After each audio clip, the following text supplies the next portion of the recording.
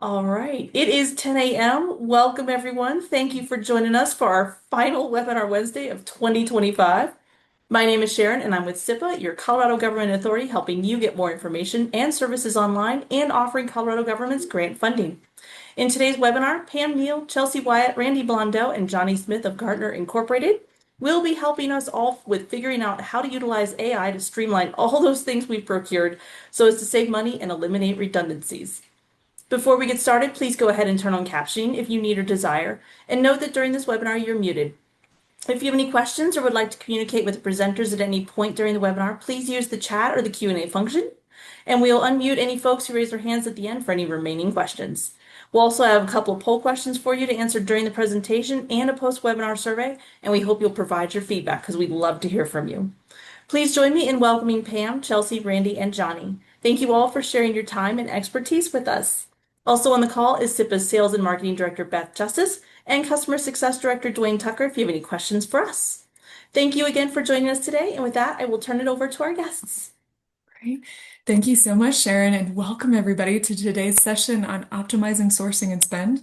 We're going to talk today about a few actionable strategies that you can use to actually maximize the value and your budget using AI with procurement and sourcing, and then doing some cost optimization strategies with procurement and sourcing so that you don't have to go back to the well and ask for more funds, and you can still really get your meaningful priorities done. So, with that, before we dive in, we wanted to do a quick note that Gartner research does underpin today's discussion. So, our team provides actionable strategies, not just theory when it comes to all of this. And we'll do a couple polls for you today for everybody to interact. We'll also have a couple of spots where we'll stop to ask folks for questions, and we'll have more time for Q&A at the end. So lastly, we've got another great member of our Gartner team, Pam Neal. She's going to be monitoring our chat and kind of our Vanna White there. So feel free to ask questions, and then she may ask those at the breaks. Joining you today are myself, Chelsea Wyatt, and Randy Blondeau. Together, we've got decades of experience helping public sector organizations navigate sourcing, procurement, and vendor management, which we'll talk about today, as well as technology transformation. So I was born and raised in Colorado, back when places like Golden were still small cow towns, and my career has taken me across the US and even internationally, giving me a chance to work in Europe and the Middle East. I got a chance to return home about 8 years ago and get to live out my dream every day of supporting Colorado state and local governments now as the senior managing partner for Gartner Consulting over Colorado, Utah, Wyoming, and Idaho. We help organizations in state and local government, education, and health and human services really manage complex, transformative change. And what could be more complex or more transformative than AI? So we'll talk about that today. Randy, do you want to do an introduction as well? Yeah. Hey, everyone. Good morning, and thanks for the time. Randy Blondeau here. I'm a senior expert partner, and I'm lucky enough to lead our North American sourcing practice. Been with Gartner just a little under 9 years now, but moved to Colorado in '97 as part of IBM staffing up. So I'm up north outside of Boulder. So been in Colorado almost 3 decades, not quite native status yet, like Chelsea has, but working on it. Um, and one of the things that we get to do from a sourcing and spend optimization that we'll talk about today, practice is, just say how you can do more with the same is what we like to focus on. And that's what we'll talk about. Gartner sourcing capabilities goes everything from strategy to selection to contract negotiation support to transition support to vendor management. So it's the entire what we call best practice sourcing lifecycle. And then looking at the spend optimization that says how can we free up money to execute those strategic priorities. So looking forward to discussing this with you today. Thanks, Randy. So we wanted to give a little bit more background around Gartner Consulting if folks don't know us I know a lot of folks know Gartner overall. So just a little bit about Gartner by the numbers. We advise about 72% of the Fortune 500 across North America. This is both the commercial practice as well as state and local government. But state and local government is actually our area of top expertise. It's about 55% of our consulting business. Based on all those interactions that we have and all of the advice that we give to 14,000 clients across the globe, we pull a lot of that information and a lot of the reviews from the vendors, if you're familiar with our Magic Quadrants. And we really look at how do we apply that to our consulting engagements. So year over year, we do about 2,000 custom consulting engagements, and we've got about 1,000 folks who are performing those engagements on the regular, helping you to actually bring a lot of these technologies into practice. So that's what we'll talk about today. We've got three core consulting practices, and then we've got a new addition in the last couple of years for generative and agentic AI. And we've actually got an AI accelerator. So we're doing a lot when it comes to proofs of concepts with our clients, identifying use cases. The group that we're really going to concentrate on today, though, is our IT and sourcing and spend optimization practice. This practice is an area that Randy works in day to day. Our SMEs here average about 20 years of experience, and a lot of those folks are dedicated to state and local government because of its importance within the firm. And then, as I mentioned, generative and agentic AI has been such a hot topic that we've got an entire practice around this. We help our clients with AI strategy, AI use cases.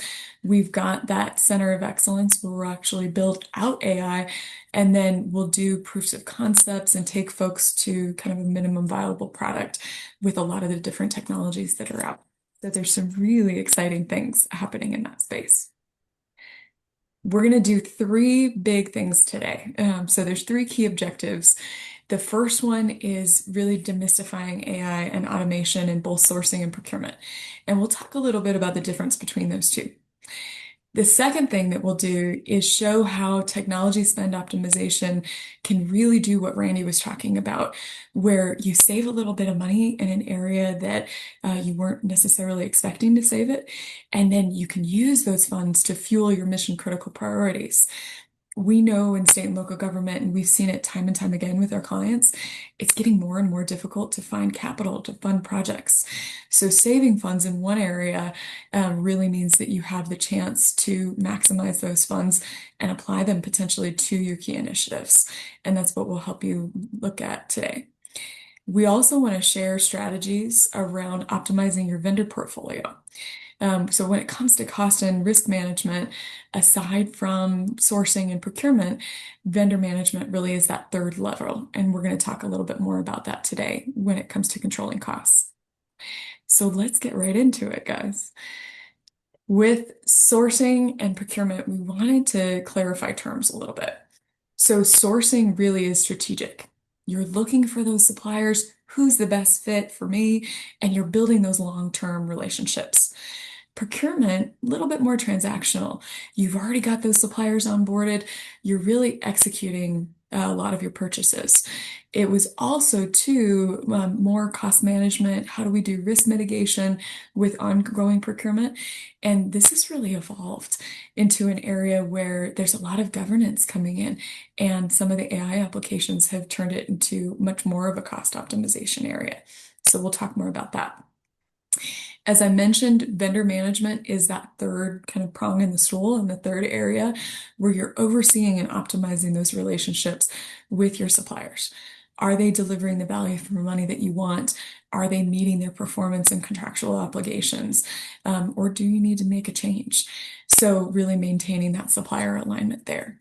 Okay.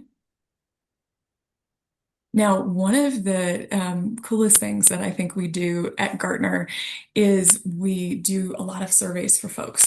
So this was one that was over our top trends in technology for procurement leaders, and it's really a striking data point. We've got over 40% or 44% of CIOs cite that the cost and complexity of sourcing and procurement really is one of their top pain points. So this goes through why that procurement modernization with AI is going to be mission critical for everybody, not just for cost savings, but that operational resilience. So we'll go through some strategies today that reduce the complexity of applying AI and help you streamline the process. Now, let's talk a little bit about procurement challenges within state and local government because it's a unique area, right? There's manual processes, you've got a lot of compliance complexity, and you've got tighter budgets, sometimes tighter than within the commercial sector. So these manual processes slow down operations, increase the risk of human error. There's also a lot more requirements within state and local government to be compliant with stringent regulations. You want to avoid protests, and that onus is far higher sometimes than in the private sector because it's public information. And you want to make sure to use and make the most of your budget constraints. We know that's tighter than ever, especially when it comes to state and local government.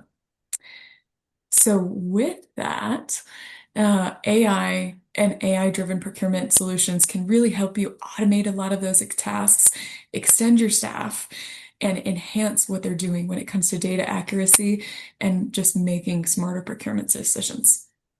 So when we look at benefits when it comes to technology and procurement and the adoption of technology, we're seeing huge tangible benefits, which is just phenomenal. There's greater cost savings, there's faster execution, and these are not theoretical and they are not small numbers. We're seeing 73% of folks report potential cost savings, and 67% report that they can actually execute sourcing and procurement faster already. Now, some of these are in the commercial space where adoption has been a little faster, but we're already seeing a lot of adoption in state and local government as well. So looking ahead to 2030, we did in that review of AI for chief procurement officers, about 70%, 72% of CPOs are viewing this investment in AI as their top priority. And they know that underpinning all of this is going to be the successful adoption of generative AI for a lot of the tasks and the use cases that we talk about next, and eventually AI agents and AI agentic ecosystems. So AI really is the most sought after technology for procurement organizations, especially into the private sector, and it's bleeding into the public. With that, we wanted to stop and ask a little poll question of everybody. And this will be great information for us at Gartner here too. So are you currently using AI in procurement or planning to do so in the next 3 to 6 months? And your responses will help us tailor the discussion. So you've got yes, no, or depends on what ChatGPT tells me to do. And we'll let folks go ahead and get the answers in.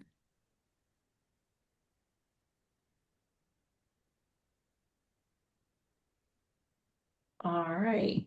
And here are our results. Okay. So it looks like about 42% are currently or planning on using AI within the next 3 to 6 months, and about 58% no. So not quite getting there yet, but starting to turn the tide. Almost half of you are applying it, which is great. Okay, so let's talk about AI adoption today. Now, most teams are in the early stages. So we had some old automated or automation technologies, right?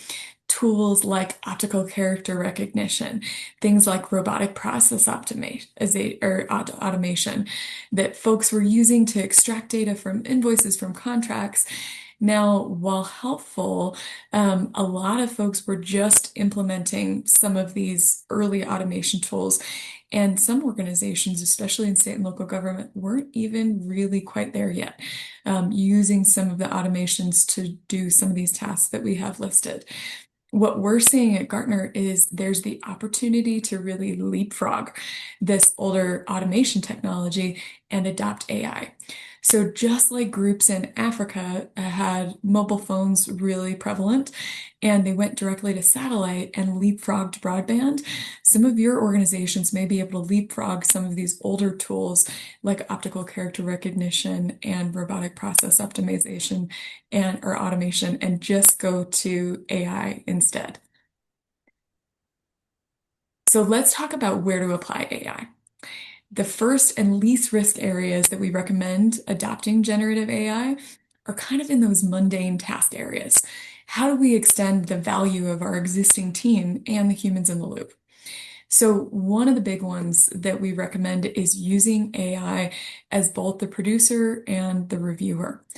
Having it help you draft sections of contracts, having it help you summarize RFPs, and really reducing those repetitive tasks. This frees up staff for higher value work. And we'll talk about a lot more of the use cases to get into this as we go. We wanted to talk next, and we've already chatted a little bit about applications of generative AI. As we've discussed, we've got some advancing from earlier automation tools to really adopting generative AI. And we've really seen if you're not doing it at the head of an organization, a lot of your staff probably is. So utilizing generative AI for sections of your work.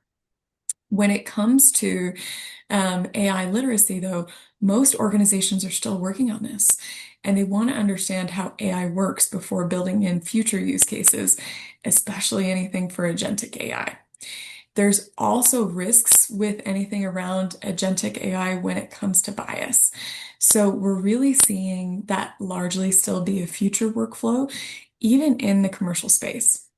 One of the only areas that we're seeing AI agents be applied so far is for language translation. So some multinational organizations are using AI agents in the commercial space to auto-translate contracts to French, for example, when it comes to having some international colleagues. But in the future, there really is potential for agents to further automate tasks. We're still recommending that it be things like an initial RFP and drafting that, or contract templates. We see agents as potentially reviewing contracts and recommending language maybe for supplier discussions, but for full supplier negotiations, you probably really want to leave that in the hands of a human so that you've got those connections with your supplier. So while eventually there's great potential when it comes to self-learning, agentic AI, continuous improvement in that space, and potentially even having AI agents train new procurement staff, again, really hasn't been adopted nearly as much as applications of generative AI in a few different areas. So let's talk AI use cases now. And this is one of the tools that Gartner uses when it comes to looking at use cases across the board. So it's a toolkit that maps 14 different AI use cases for procurement by business value and by feasibility. What this helps do is prioritize investments for a lot of our clients when it comes to conversations with vendors. And I know it's a bit of an eye chart, so we're going to talk through a few of the likely wins up in this top category here next. So when it comes to sourcing, and remember, sourcing use cases are all about advancing that future state, supplier technology, finding new suppliers, and project selection. We've got a few use cases that we've called out as Gartner likely wins. So one is looking at potential projects and looking at what is the value, what's the feasibility of these projects. So that intake management piece. Looking at new potential vendors is huge here too. Getting a sense of who's out in the market and who's been around for a while and has that staying power, especially in the AI space. Also doing just supplier discovery across the board here. The third one is maybe one of the biggest ones, and it's going to be one of the biggest areas where you can get some major benefits, and it's new contracts. So we do have a lot of folks, and this is another Gartner likely win called out, where they're using AI-assisted contract drafting, even for just sections of the contracts. You can also take your contract and do an initial pass at risk mitigation for that contract based on other contracts you have within your organization, or just based on what you hear back from AI. And then you can also use it for evaluation when it comes to AI for sentiment analysis. We're saying stick with the sentiment analysis. Don't necessarily use it for scoring potential vendors because you want to take out that bias and you want to make sure that humans are in the loop in making those decisions. One of the last things that we've got here for new contracts is identifying potential demo or orals topics. So where do we have pain points within the organization that you want to make sure to ask questions for potential vendors about? And that's where we say still use that feedback from human evaluators as you're putting some of those questions together, but maybe have AI help you be another evaluator thinking of what are some other demo or orals topics we can present to potential suppliers. Within procurement now, and remember, procurement is you've already got folks who are maybe on as suppliers. You're looking at current state operations. You're looking to maximize cost optimization. So more existing contracts. Within the existing contract space, then we've got contract management overall. So searching for any key obligations, things that maybe your predecessors have promised to do or vendors have promised to do for you within contracts. Searching for required terms, making sure we've got the right security documentation in our contracts. We've got the right privacy documentation. We've got all the SLAs that we need. And then lastly, looking at vendor service timelines. So what's my roadmap, maybe for the next 2 to 5 years of vendor contracts that are coming up? And how do I plan for that so that I know what my negotiations need to look like when it comes to reevaluating that? Then within the vendor management space, and remember, this is the third leg of the stool, we've got a lot of likely wins. So first looking at spend analysis, and Randy will talk a little bit about this. Then automating those AP invoices, especially, and any of the supplier onboarding, letting suppliers know who your organization is and how they need to play with you. All that can potentially be automated.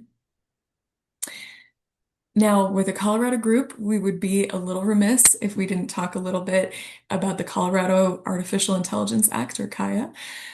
This was signed into law May of 2024, but the effective date is delayed until June 2026, just to give lawmakers and businesses a little bit more time to prepare. So we wanted to go through a few key implications of this within the procurement space.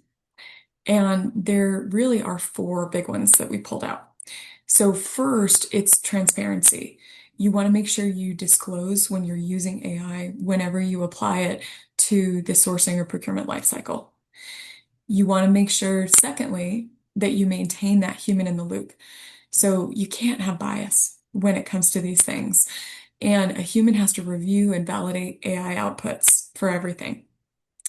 The third item here is joint liability enforcement for any of the violations. So developers and deployers of AI, which is really interesting because I think a lot of us on this call would qualify as a deployer of AI. There's shared responsibility there for civil rights and consumer protection violations caused by AI. So it's not just all back on the vendors. And even as much as you push that in your contracts, the Colorado Artificial Intelligence Act is saying, no, there is some liability here too.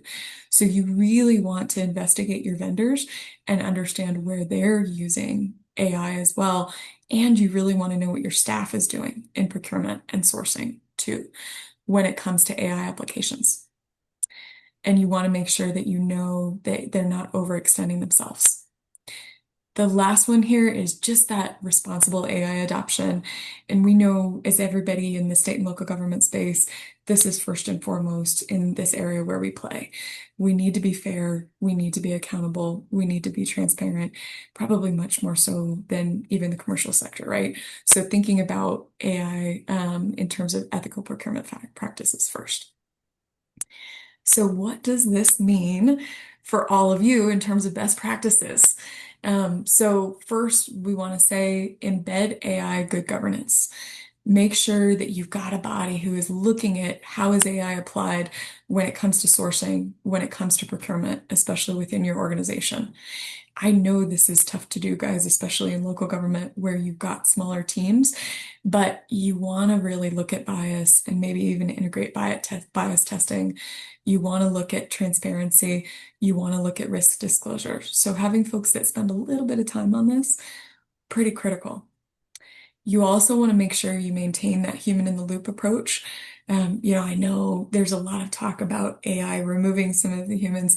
I think it's going to make us even more critical. It's just going to upskill everybody. So maintaining that human oversight by training professionals to understand the AI literacy in this space, and then to critically review and validate AI outputs too before making a final decision. We've got some great technology within Gartner that is a phenomenal AI use case adoption tool and looks at even up to thousands of AI use cases and then will measure the feasibility, the business value for that organization. But we still always have our clients have a human in the loop measure and monitor what the AI says in terms of the value of those use cases at the end so that AI isn't getting the final word. So think about how you can put the human in the loop. The third one here is just clear disclosure. So you need to notify bidders about any AI usage. It's okay to do. I think more and more people are applying it and using it for evaluations and just to speed up the procurement process and the sourcing process because they can be so long. But you want to make sure that folks know about it so that they can help identify any inaccuracies that may have affected those scores. So just more conversation here. The fourth one here is data ownership and retention. And this is critical for you all as you're vendor contracting. So ensuring that you as the client own your data, that helps reduce that vendor lock-in, right? You're not going to be stuck with that vendor, especially if it is a SaaS vendor. So ensure that your contracts maintain your data, maintain your IP, and maintain that value, and have a process for maintaining that data even after you decouple potentially from that vendor. And I know just like marriages, none of us go into vendor relationships thinking that that's the way it's going to end, but inevitably some of them do. So having the end in mind. And then lastly here, just a compliance checklist. So making sure that you're using checklists to look at risk and look at bias.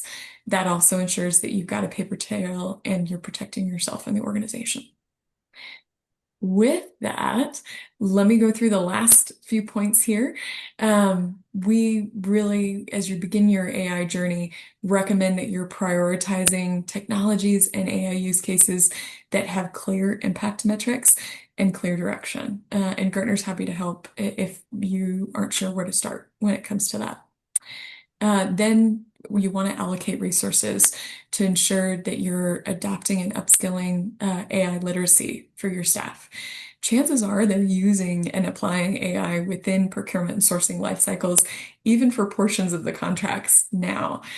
So you want to make sure that they understand how it's okay for your organization to say that they can do that and give them tech support because this is only the beginning. We're going to have a lot more generative AI adoption and eventually potentially AI or agentic AI adoption. Now, this last one we didn't really talk about much, but I have a feeling we may have a future Wednesday SIPA webinar on this topic. And it's really how do you ensure that you're cleaning, you're harmonizing your data, and that you're maximizing the future returns by having that data quality there so that you can make data-driven decision intelligence. It's one of the biggest challenges whenever we have folks look at what are our use cases is just, is your data clean enough to actually perform the use case and to get it up to the level of performance that you want? So we can definitely touch on that on another day. With that, let me pause for a couple of minutes and see if there's any questions on AI in sourcing and procurement. And then we'll go into the second piece of this, which is sourcing and spend optimization.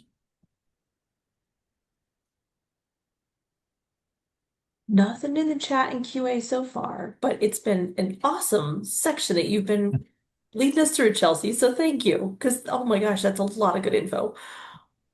Glad to hear, guys. And please feel free to jump in. Don't be wallflowers if you do have questions. With that, let me hand it over to the affable Randy Blondeau, who really knows this space. Randy? Okay. Hey, thanks, Chelsea. So, one of the biggest questions that or most common questions that we get right now, especially, is okay. We've got our budgets. We're getting pressure on our budgets. How are our budgets aligned the right way? And how do we look at this? How can we free up money? Because, like Chelsea said, AI is very high on everyone's agenda. So how can they free up money and not have to go back and ask for additional, budgetary allocations, especially, this time of year when we're looking at, fiscal year starting, in July of 26. So as we do that budget planning, what can we do? Well, typically when we hear these kinds of challenges, there's actually three suggested ways on looking at optimizing your spend in your tech stack. Okay, there's actually four ways, but the first one is non-strategic. It's the meat axe approach, where it's a blanket cut. What we like to do is be thoughtful and targeted. And there are three ways we can do that. One is, okay, how can we reduce cost? And this might be by rationalization. Where do we have duplicates? Also, where are we just buying things we don't necessarily need? And where can we renegotiate? Chelsea mentioned, in the procurement cycle, setting up your contract management capability to say, hey, here's when contracts renew. We need to plan ahead and not do a fire drill right ahead of contract renewal, but significantly ahead. Use time to create that space for renegotiation. We can also look at improving performance, right? How can we improve efficiency, increase productivity, managing demand? Managing demand's on us. That's going back and looking at our consumers of tech and saying, what is coming up? What can they do? How can the sourcing and procurement and vendor management functions get aligned with that demand management to say, okay, we know what's coming.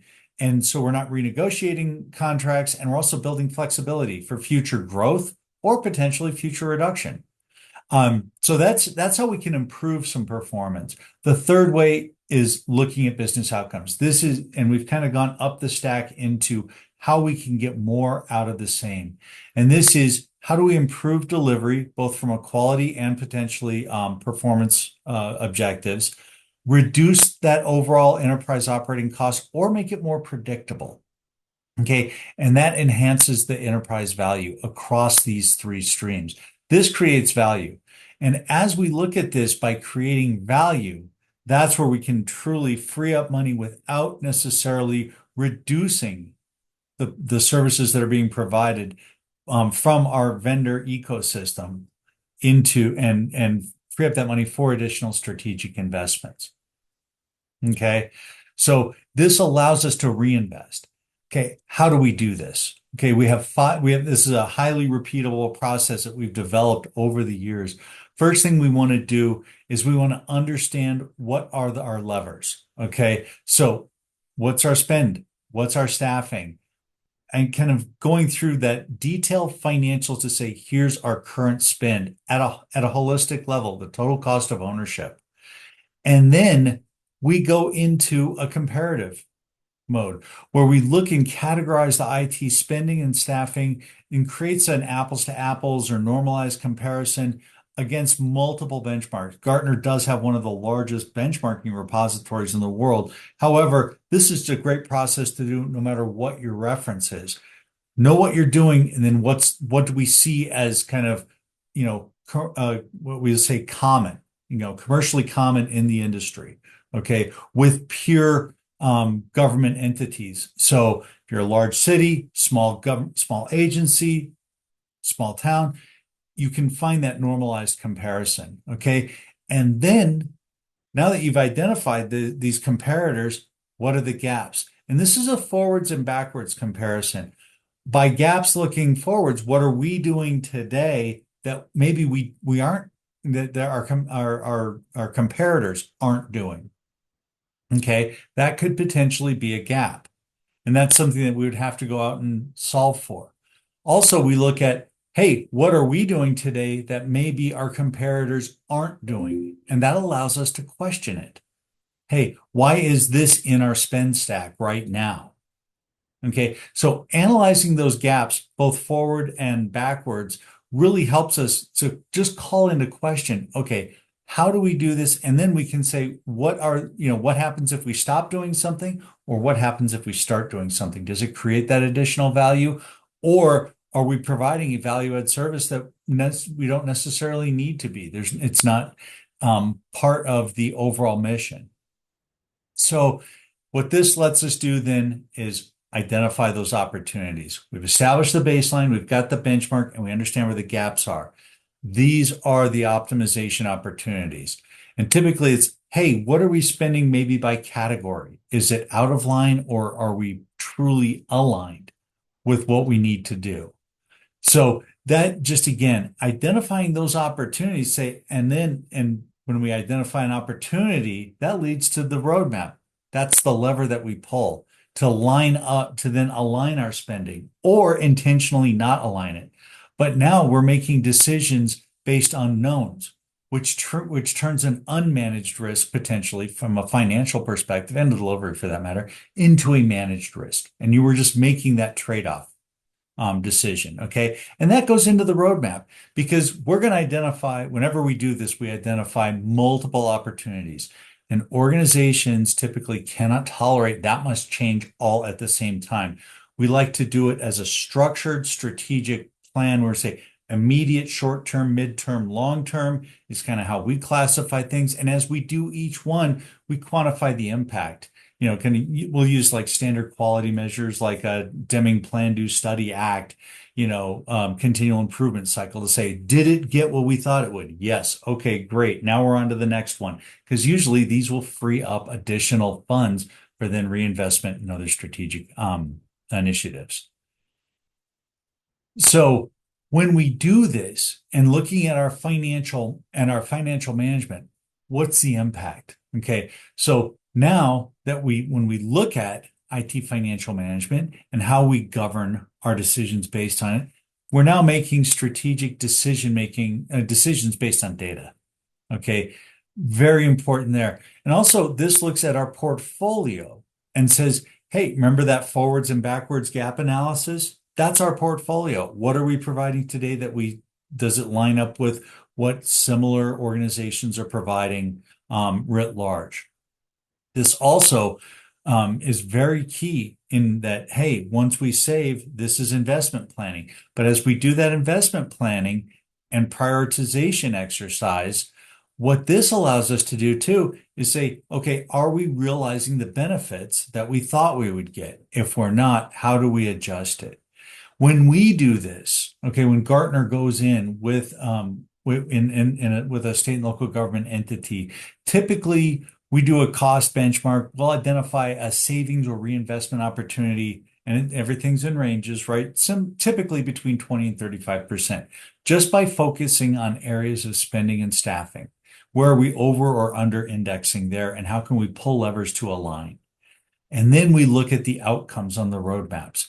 And we might say, hey, it's cost optimization. Can we reduce cost?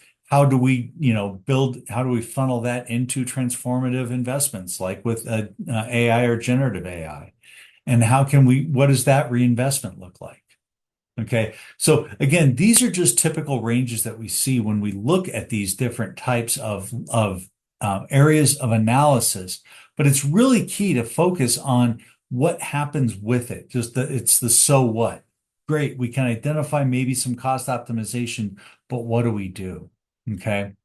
Now, as a real case in point, this is a very large bore statement. Chelsea, if we can go to the next one, please. So how do we align this? What are those benchmarks that we mentioned look like? Okay. We maintain a very large, it's called the IT key metrics data, and we survey different industry segments. This is the view of this audience, local, state, and local government. Okay, for all of these state and local government clients, we look at this. How do we look at this from a tech spend optimization perspective, looking at those lower priority, lower return on investment costs, and looking to deliver better services to individuals and large businesses or agencies. Okay, we look at these four ways. Okay, so on the left, this is a sourcing view. So sourcing, as Chelsea said, this is what are we buying externally instead of providing internally. Okay, right now we see 58% of all IT spend is on vendors and contracts. It's hardware, software, services. Okay. If we look overall at all the Gartner data, it's actually 64%. So in state and local government, we're a little less, and that makes sense. We do more on our own. Okay. Therefore, 42% is internal.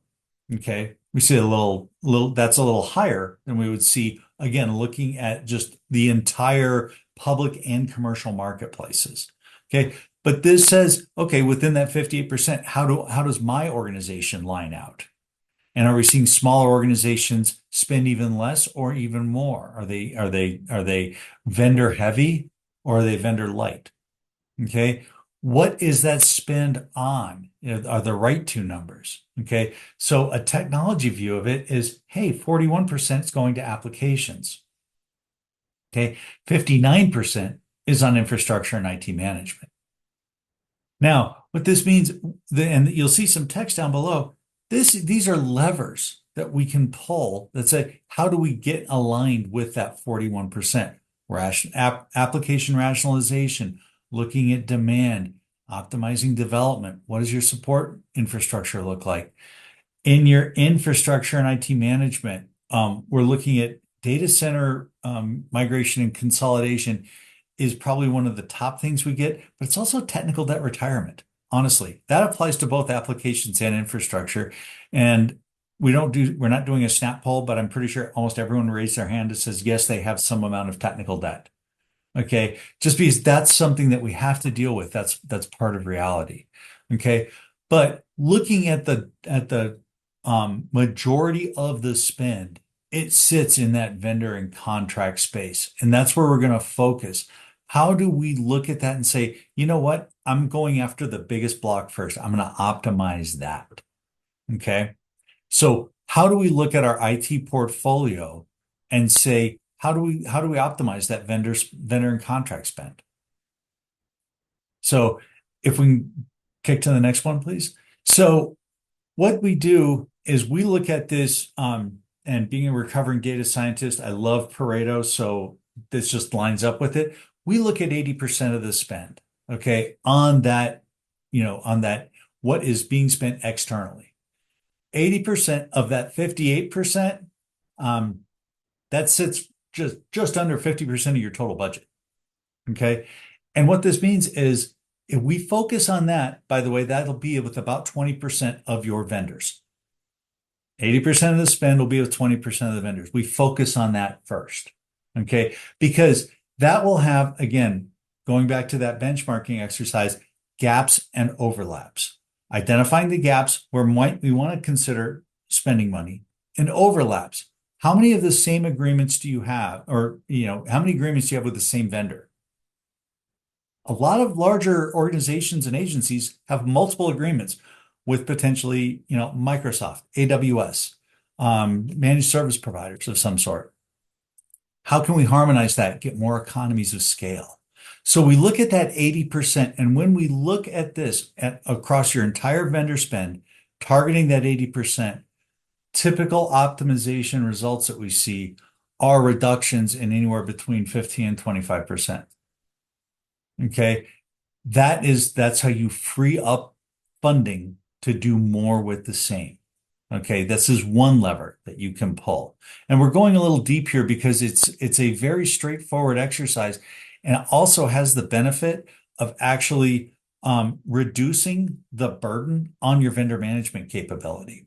Right? You're reducing the number of vendors that you have. They don't have to, they can do more with the same. They can go deeper on vendor management. Look at those obligations. Look at those that Chelsea was mentioning, looking at expiration dates and planning ahead for renegotiations, or that renewal, recompete, or repatriate decision. So these levers are really huge. We look at it two ways. Okay. When we're looking at optimizing a vendor portfolio, we look at it, okay, what value does it have to the business? Okay, we're lining up cost savings with business value. Again, that business value statement. And looking to improve the management and oversight of your IT vendors. Okay, so instead of being reactive, we can be more proactive.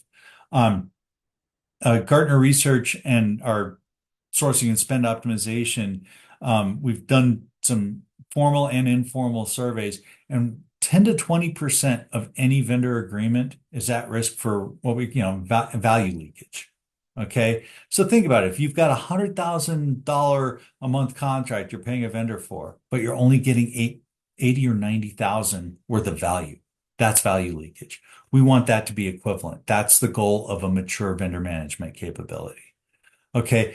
That's value to the business. Value, the cost savings that we're going to drive is, hey, rationalizing your vendors, you're going to get greater economies of scale, more predictable costing, and also looking at where are there opportunities on, again, renegotiations and recompetings, not being on the back foot, but being on the front foot. We've even seen instances where we want to pull procurements forward and accelerate the procurement cycle because the vendors want that lock-in for additional time, and we want to lock in that savings potentially for additional time.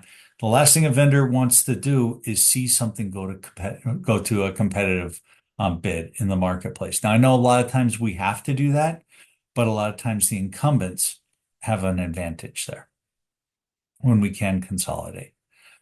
So I've only got a couple more content slides before another poll, and then we'll open it up for questions. So we talked about what levers you can do. Remember, we've got cut, consolidate, optimize. Those are the three kind of big areas. These are typical levers that we look at. So you can, I'm not going to go through all these, but this is what leads up to that stair step of a 15 to 25% reduction. You'll see it's not just one thing. It's a combination of multiple areas where we identify savings and get to an optimized spend reduction. Okay. And whenever we look at this, what's the high estimate? What's the low estimate? Sometimes we'll, kind of bake these in, but we always put it at ranges because until we actually realize that and do the value, the business value benefits realization, we don't know. But you can see like cutting, looking at, hey, how can we automate? How can we, eliminate duplication? Pretty straightforward. For consolidation, how can we renegotiate with our VARs? Reduce the number of VARs. Getting and a key one here, migrating T&M to fixed fee. This is another one that we see where contingent labor eats up a significant amount of our IT budgets, and contingent labor is something where they're just an extension of, what we of an FTE. And how do we get more predictable spend with better results? Because we can't hold a contingent labor worker or partner accountable for service level performance, as an example.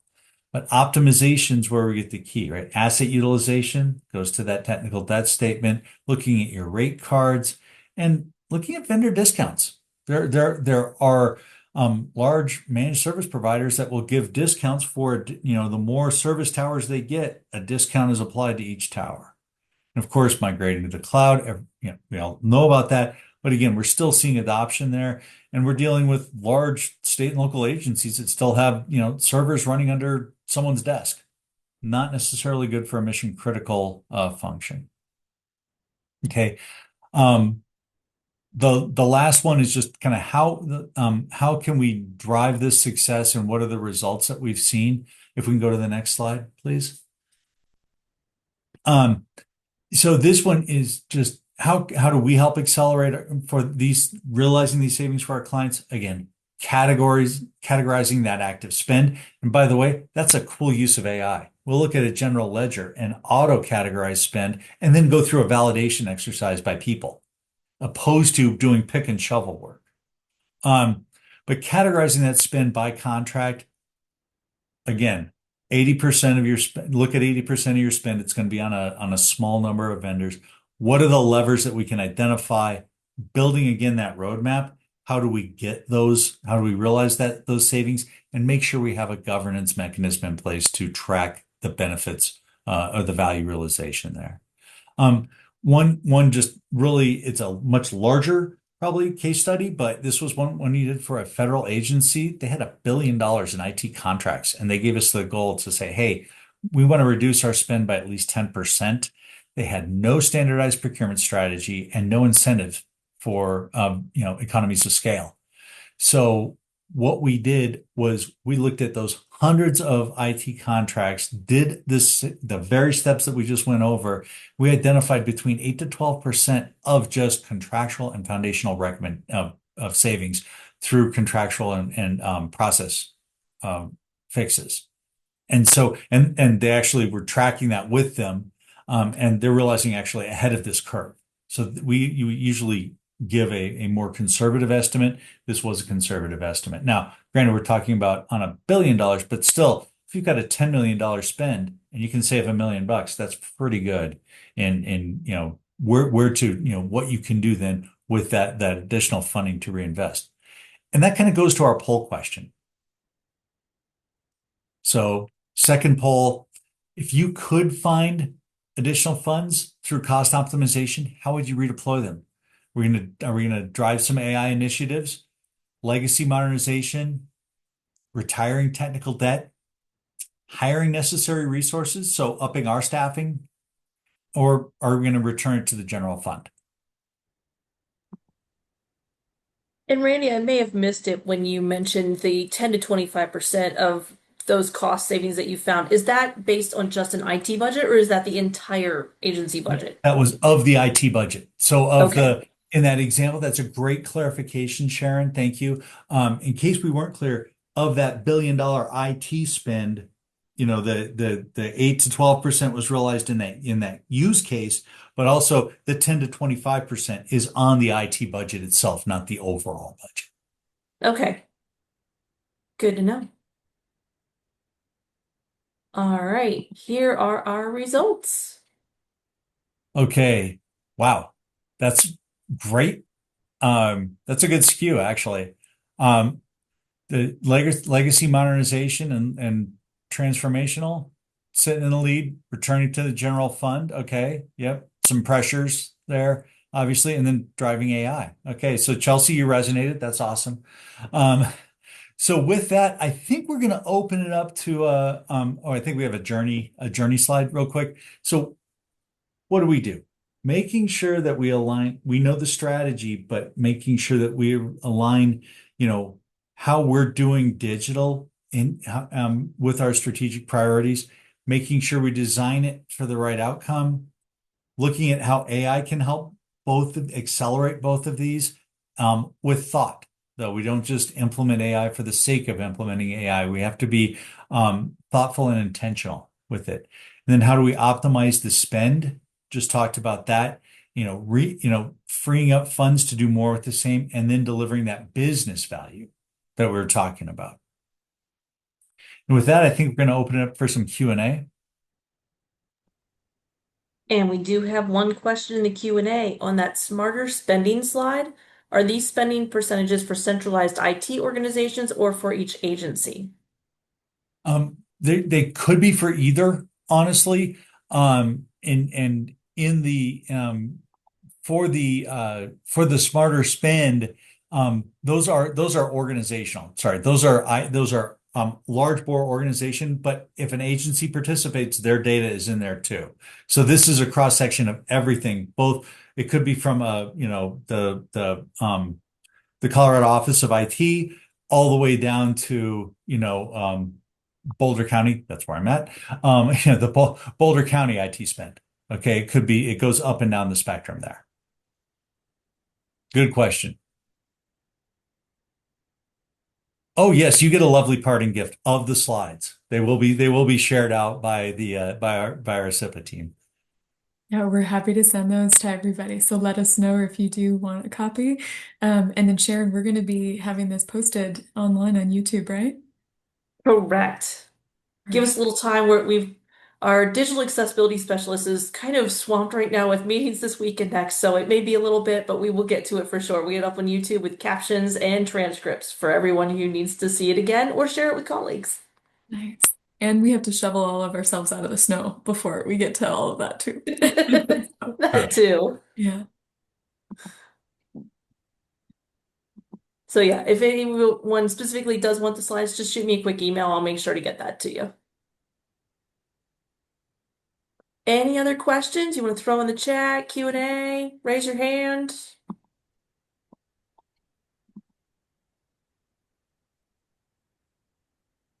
You're welcome, Helen.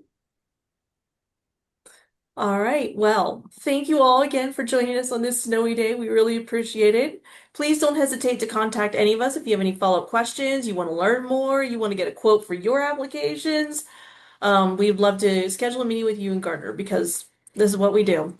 We're working on scheduling our 2026 webinar Wednesdays as well as our regional workshops. Our first regional workshop will be in April. We'll hopefully be getting some webinar Wednesdays up in January and February. So check back on the website for that, or make sure you're getting our webinar or newsletter and read through that because we'll have chock full of great information in there. Subscribe to that if you don't already have it. And then check our website for any other news. We've got some good info up there that should help you out with everything you need. As we mentioned, we'll get this video up, so look for that. And then if you wouldn't mind doing that survey at the end that's going to pop up or will be in the email, we would really appreciate it because we would love to get your feedback to keep making these even more valuable for you. Thank you again for joining us today, and we hope you all have a great day. You all. Thanks all. Cheers.